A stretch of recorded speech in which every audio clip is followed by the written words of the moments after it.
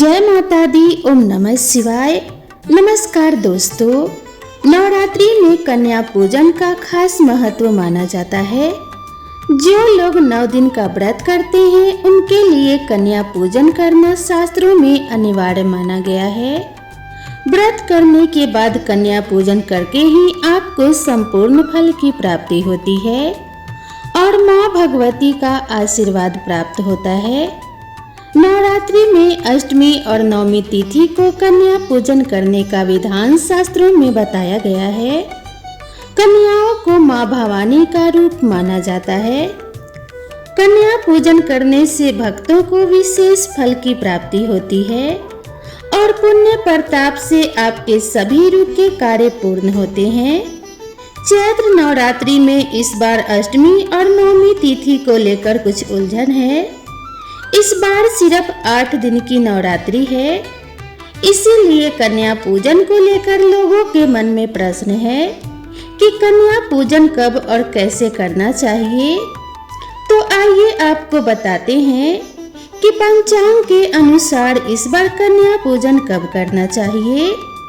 वैदिक पंचांग के अनुसार नवरात्रि की अष्टमी तिथि 4 अप्रैल को रात 8:12 से शुरू होगी और 5 अप्रैल को शाम 7:26 पर समाप्त होगी। इसके बाद महानवमी तिथि शुरू हो जाएगी और यह 6 अप्रैल को शाम 7:22 पर खत्म होगी। इसीलिए अष्टमी तिथि का कन्या पूजन 5 अप्रैल को और महानवमी तिथि को 6 अप्रैल को होगा। इस हिसाब से आप भी अपने घर की परंपरा के अनुसार कन्या पूजन कर सकते हैं। कन्या पूजन का काफी महत्व बताया गया है। नवरात्रि में कुमारी पूजन बहुत खास होता है। इसमें 2 से 10 साल की लड़कियों की पूजा करते हैं। उन्हें माँ दुर्गा का रूप मानते हैं। देवी भागवत पुराण के अनुसार जन्म के 1 साल बाद कन्या को कुंवारी कहते हैं। उनकी उम्र के हिसाब से उन्हें अलग अलग देवी का रूप माना जाता है।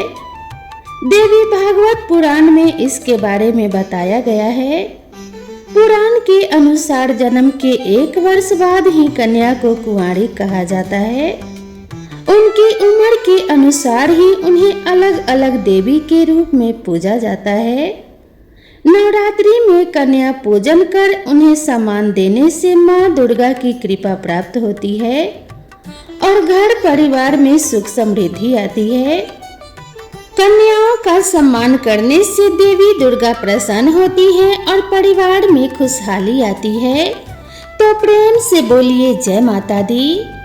अब आइए जानते हैं कन्या पूजन के दौरान हमें कौन सी गलतियां नहीं करनी चाहिए और कन्याओं को भोजन में क्या खिलाना चाहिए और क्या नहीं खिलाना चाहिए।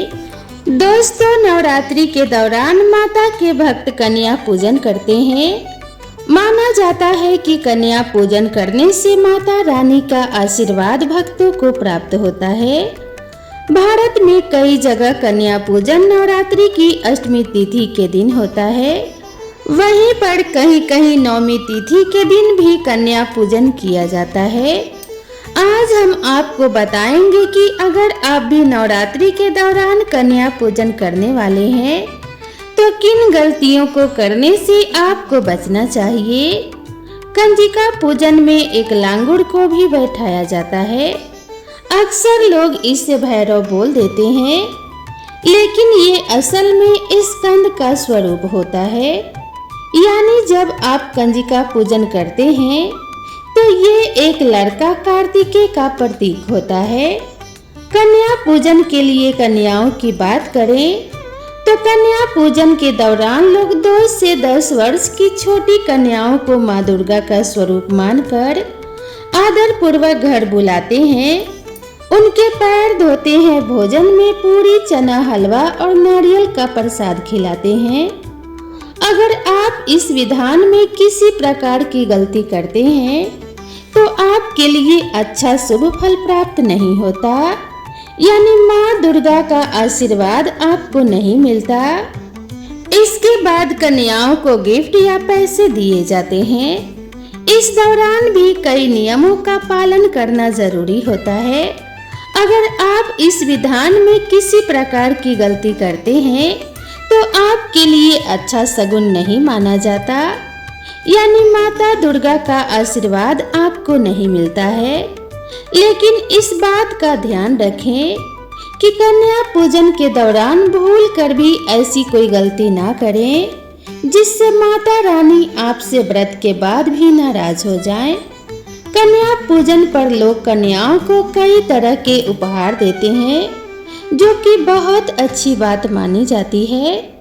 लेकिन जाने अनजाने में ऐसी कोई उपहार ना दें जो माता रानी की नाराजगी का कारण बने। इसीलिए जान लीजिए कन्याओं को उपहार में क्या देना चाहिए और क्या नहीं देना चाहिए।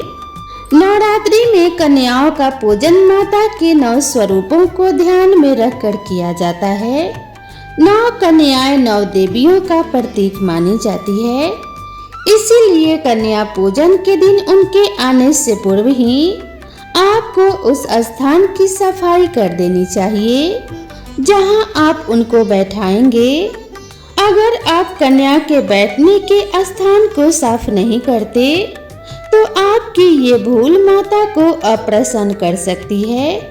कन्या पूजन वाले दिन भूल कर भी कन्याओं को डांटे नहीं, बल्कि आदर पूर्वक आपको उनका स्वागत करना चाहिए।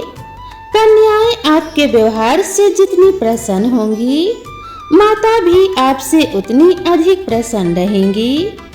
कन्याओं के आते ही उन्हें तुरंत आसन पर आपको नहीं बैठाना चाहिए। सबसे पहले उनके पैर आपको अपने हाथों से धोने चाहिए और उसके बाद पैर पोंछकर उन्हें आसन तक ले जाना चाहिए। आसन पर बैठाकर कन्याओं का तिलक किया जाता है, लेकिन इस बात का खास ख्याल रखें कि तिलक करते समय कन्याओं का मुंह उत्तर पूर्व दिशा यानी ईशान कोण की ओर हो। भूल कर भी कन्याओं का मुंह दक्षिण दिशा की तरफ ना हो। गलत दिशा में कन्याओं के तिलक से आप माता की कृपा से वंचित रह सकते हैं।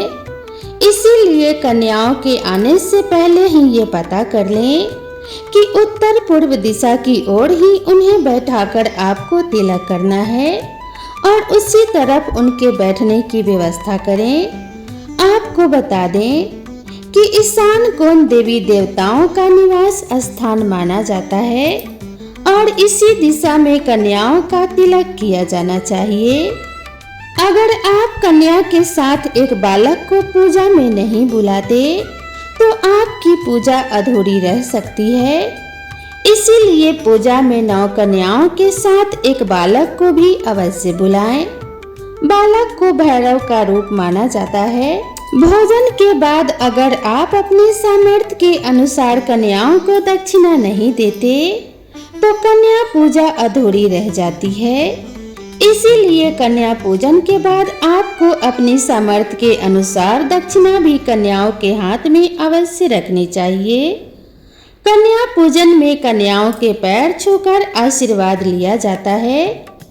इसीलिए बिना पैर छुए किसी भी कन्या को विदा ना करें। कन्या पूजन में कंजकों को न दें ऐसा उपहार जिससे कि माता रानी आपसे रुष्ट हो जाएं। शारदीय नवरात्रि के 9वें दिन यानी नवमी और अष्टमी तिथि को कन्या पूजन करने का विधान होता है और इस दौरान कंजकों को भोजन कराने के बाद उपहार दिए जाते हैं। यहाँ पर कंजकों के लिए उपहार चुनते समय हमें कुछ बातों का विशेष ध्यान रखना है। इस दौरान आपको गलती बिल्कुल भी नहीं करनी चाहिए। कन्या पूजन के दौरान कन्याओं को उपहार में धातु नहीं भेंट करना चाहिए, यानी भूल कर भी बर्तन या प्लास्टिक की चीजें उपहार में ना दें। कन्या पूजन के बाद कंजकों को उपहार में कांच की या नुकीली कोई वस्तुएं देने से भी बचना चाहिए।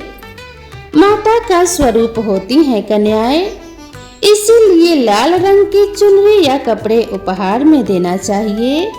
गलती से भी काले कपड़े व काले रंग का रुमाल भेंट ना करें। कन्याओं को भोजन कराने के दौरान इन बातों का विशेष ध्यान रखें कि सीधे भोजन कराने के बजाय पहले उनके पैर धोएं, तिलक लगाएं और फिर आसन पर बिठाकर भोजन परोसें। भोजन बनाने के दौरान खाना लहसुन और प्याज के बिना बना होना चाहिए। छोटी कन्याएं जितना खा पाए उन्हें आदर पूर्वक उतना ही खिलाएं। कन्याओं को भोजन और उपहार आदि देने के बाद पैर छूने का नियम होता है, जो कि बिल्कुल भी नहीं भूलना चाहिए। इससे माता रानी आपसे नाराज हो सकती हैं। कन्याओं को विदा करने के तुरंत बाद ही घर की साफ सफाई ना करें। इस दौरान आपको थोड़ा रुकना चाहिए। अगर आप तुरंत घर की साफ सफाई करते हैं तो आपसे माता रानी रुष्ट हो सकती हैं। तो दोस्तों, यह थी कन्या पूजन के बारे में कुछ विशेष जानकारी। इन सभी बातों का ध्यान रखते हुए अगर आप कन्या पूजन करते हैं तो आप सभी भक्तों के ऊपर माता रानी की विशेष कृपा बनी रहेगी और माता रानी के आशीर्वाद से आपका जीवन धन्य धान्य और खुशियों से भर जाएगा। तो प्रेम से बोलिए जय माता दी, जय माँ दुर्गा भवानी।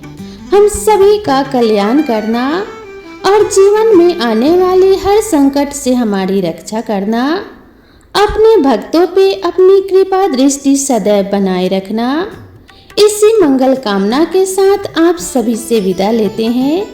मिलते हैं नए वीडियो में नई कथा और नई कहानी के साथ। तब तक के लिए राधे राधे।